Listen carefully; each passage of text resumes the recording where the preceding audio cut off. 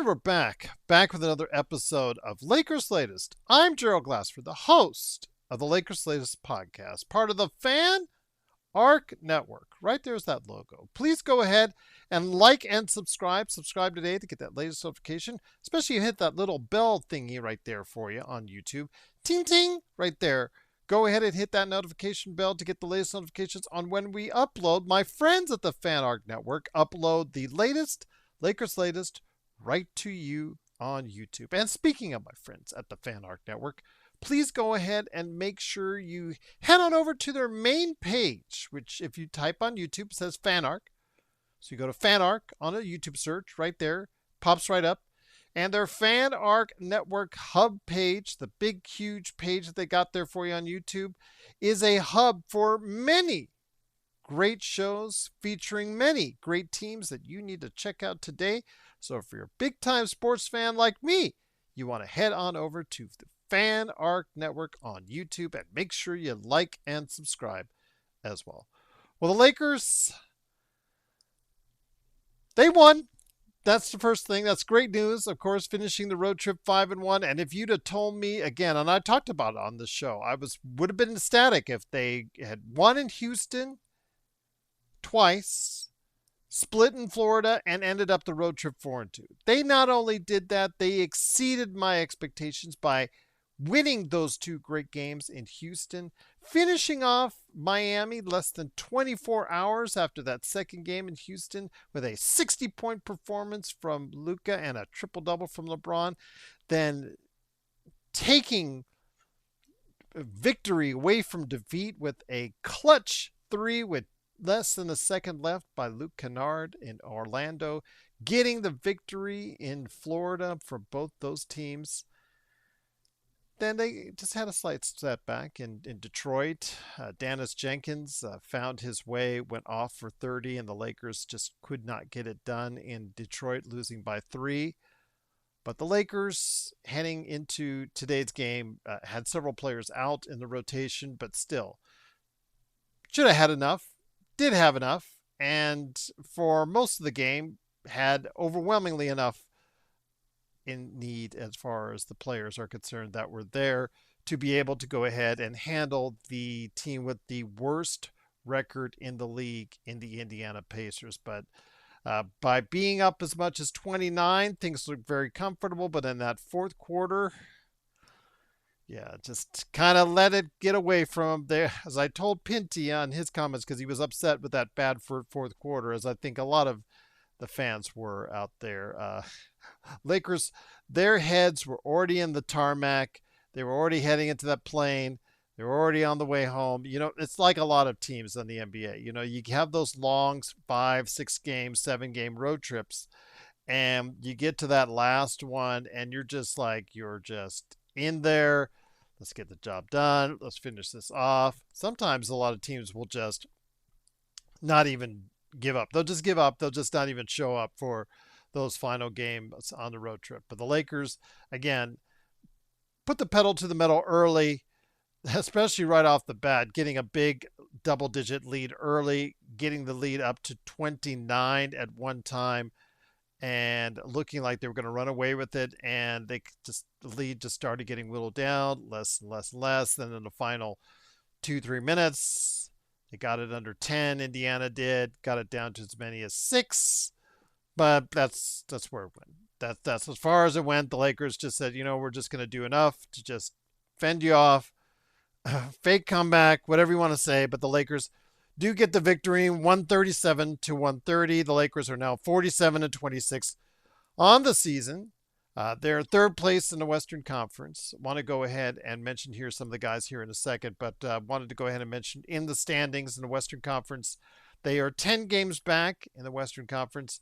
They're 2 games ahead of the Denver Nuggets, who, as I'm recording this right now, are playing at halftime, and they're leading at halftime. So they will probably be, a game and a half, most likely, behind the Los Angeles Lakers. Minnesota Timberwolves are 2.5 games behind the Lakers, and Houston is 3 games back. But you got to remember, with the tiebreaker, add on 1 to each of those counts. So the Lakers will be probably with the, if they just go ahead and just finish out decently or finish out strong, they should have no trouble securing the third seed. But we'll see. Again, the Lakers have to keep on winning. They've got 2 games up in front of them that are against easy teams. In Brooklyn, a tanking team, and Washington on Monday, a tanking team, Friday and Monday at home.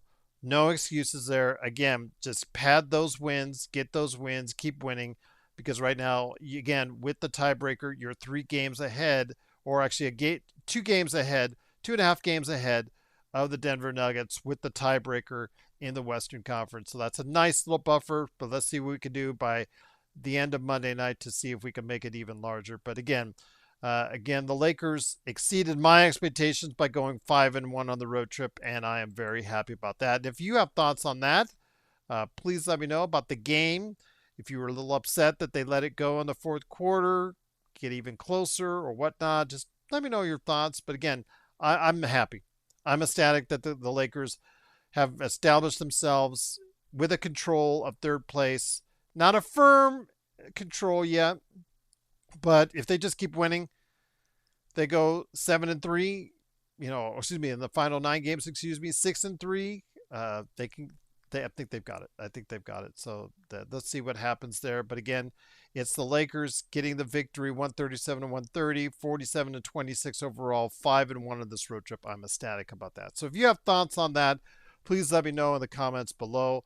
But again, the play of the big three and Jackson Hayes were the keys to this game, as once again the Lakers tried to dabble a little bit with the guys coming off the bench and just didn't quite work out the way they wanted to. Again, when it comes right down to it, the Lakers just have not many resources for JJ to go to, especially with Rui and Marcus Smart out of the lineup for today, and also DeAndre Ayton was out today as well. So yeah, again, the Lakers just getting it done with their big three and Jackson Hayes today, and that's all they really needed, because Luka Doncic once again trying and vying for that MVP, at least top 3 consideration at this point. 43, 6 and 7 for him. Oh, by the way, 15-30, 4-11 from 3, 43 points for him. He has been averaging 40 points a game plus in the past 6 games, and I believe that's the first time since MJ that's been done. So absolutely great continued performance from him. LeBron James, just another solid game from him. 23-9 and 9. Again, most of the games on this trip, he's been really solid, and big credit and shout out to him to finish up not tired, not looking old, but coming out strong, especially in that first quarter and that first half. 23-9 and 9.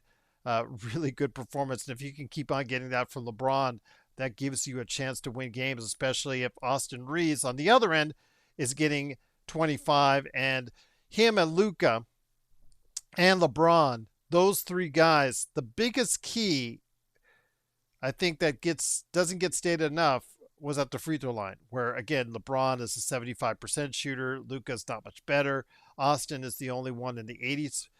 Today for the Lakers and Indiana, they went right now 23 of 24 for those 3 guys. That's going to get it done. That's a great job by those 3 guys, and they definitely got it done indeed. Luke Kennard had 8 off the bench. Jake LaRavia was really getting off such a great start.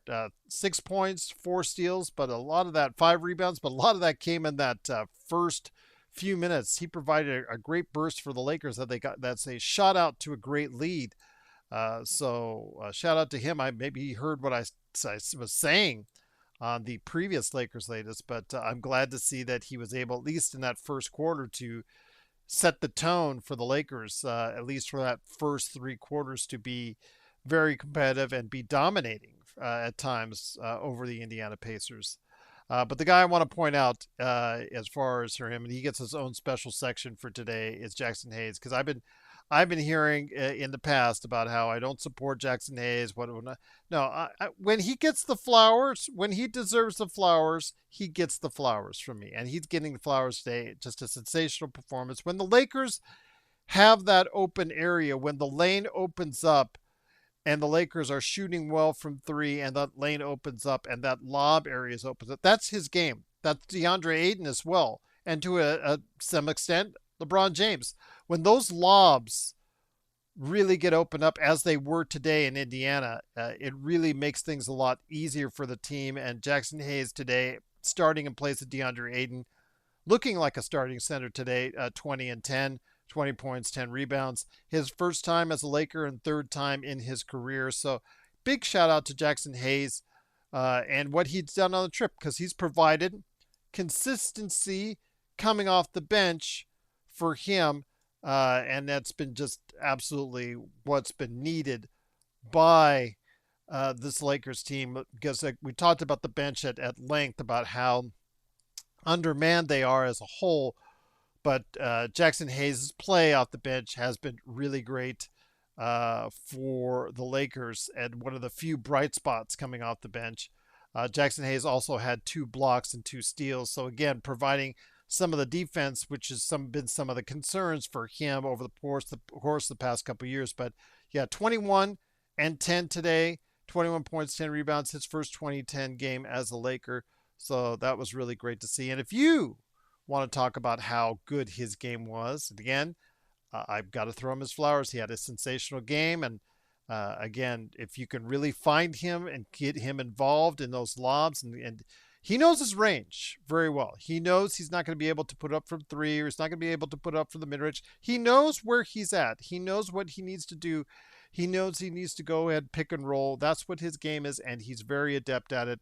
And it paid off with big dividends today with a great performance, 20 and 10 today. But if you have thoughts on Jackson Hayes' performance today, please let me know in the comments right there for you. But before we head on out, speaking of comments, we always got to go ahead and hear what you guys had to say. And I know that Pinty was not exactly thrilled.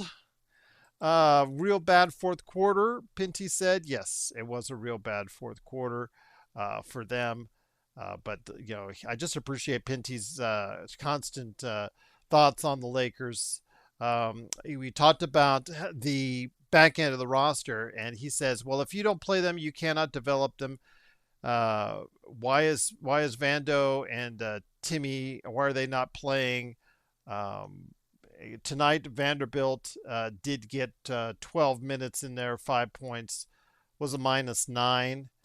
Luke Kennard was 8 points, -9. Maxi Kleber, 2 points, +4. And then Bronny James, who I want to talk about tomorrow because the coach had some interesting things to say. And I want to see if you guys believe that, or what's going on with Bronny James here as far as that's concerned. So that'll be on tomorrow's show. I'll go ahead and discuss Bronny then. But yeah, no Timmy, no Connect, no Buffkin, who are eligible to play for today's game. But again, Lakers just don't have a very good back end of the roster. And a lot of those guys cannot give you consistent NBA quality minutes. And you could look at some of these other teams, OKC, San Antonio, Boston, let's say some Detroit, and they've got guys at 7, 8, 9, 10, 11, 12 that can give you quality games on a more consistent basis than guys 7, 8, 9, 10, 11, 12, 13, 14 on the Lakers roster. It's just that simple. And it's just, again, some of the things we see and some of the flaws in how Rob builds these rosters. So we were talking about it on the Discord game today, where we're talking on Discord about how Rob has his good and Rob has his not so good. So again, I want to hear your thoughts about the back end of the roster. Do you have thoughts? And Thiero, this was a prime game that he should have played in today. He should have gotten some time. He only got 2 minutes. Looked really shaky in Detroit. This is the type of game that really would have been suited for him for a nice 6-8. The run that Bronny got today was, I think, the run that I was hoping that Adu Thiero would get on Monday. But, he was out with left knee management. So if we're always going to be worried about a kid who's just starting in the league about his knees already, that's a concern right there for you. And I'll just leave it at that. But if you have thoughts on the back end of the roster, Jackson Hayes' great performance. The big three, this is one of their best performances together for the big three. As a group, those three. And if they can play like that, they're going to be competitive against a whole lot of teams in the upcoming playoffs. So definitely want to hear your thoughts on that and what the Lakers will do to finish up on the season. And is Luka still in your thoughts as an MVP contender or an MVP? Want to hear your thoughts on that as well. But I want to thank you so much again for watching, listening. This is Gerald Glassford. Truly appreciate you stopping on by. Want to mention as well with Victor Wembanyama claiming he is the MVP, and the back and forth that they're giving between him, SGA, and Luka. This is going to be an interesting final 2 weeks of the season. The last 9 games for the Lakers, last 9 or 10 for other teams as well. Because while we're at it with the Lakers, again, they're out of no chance of first place. They're 10 games back. And again, they've got to worry about solidifying third place over here over the next week to 10 days. The race for the top of the Western Conference just got interesting with Boston beating OKC and San Antonio beating Memphis. San Antonio is now just 2 games back in the Western Conference for the overall lead. And so not only for overall best record, because remember who has the tiebreaker in that is San Antonio with definitive wins 3 out of 4 over OKC. So with that, again, as we always talk about on the show, the narratives for these races like MVP, what is the narrative? And is it going to change? Will it change? Well, OKC now no longer can rest all their guys and do things like that, prepare for the playoffs. Prepare for the playoffs, if I could say that right. Prepare for the playoffs and rest some guys because San Antonio is breathing down their necks. And if that's the case, that's going to be a big concern for OKC. And, as it gets closer and closer, and if San Antonio were to pass OKC, does that put Wemby at the top of the food chain for the MVP? Does that put SGA back? Can Luka find a way through in all this narrative? So that's going to be some interesting topics to talk about in the days ahead. I know that the Players Union talked about Kate Cunningham still being eligible or wanting them to still be eligible for these postseason awards, even though he doesn't currently qualify. And if he stays out the rest of the season, which is looking more and more likely, he probably won't qualify. So yeah, this is going to get into an interesting race in the next 10 days, both for MVP and the overall record for the Western Conference and for third place in the Western Conference as well with the Lakers. So I want to hear your thoughts on what's going on. Are you excited for what's to come? The Lakers on Friday will meet up against Brooklyn. We'll go ahead and prep that for you on tomorrow's show, and then also get you prepped for the weekend as well. So yeah, definitely looking forward to seeing what the Lakers will do now that they have a trip home. They're on the way right there. And on Friday, they'll be back at their friendly confines of the Crypt to go ahead and face off against Brooklyn. So we'll go ahead and discuss that, Bronny James, and so much more as we get into the final days of the regular season of the NBA. Want to go ahead and thank you so much for watching and listening. So share your thoughts down below on what's going on with the NBA. And thank you so much again for watching and listening. Please like and subscribe to what we're doing right here at Lakers Latest and the Fan Arc Network. We just truly cannot thank you enough for stopping by. The Lakers win 137-130 over Indiana. They went 5-1 on the road trip. What's up next? A date against Brooklyn at home. What's up next over the next few days? Hopefully weeks.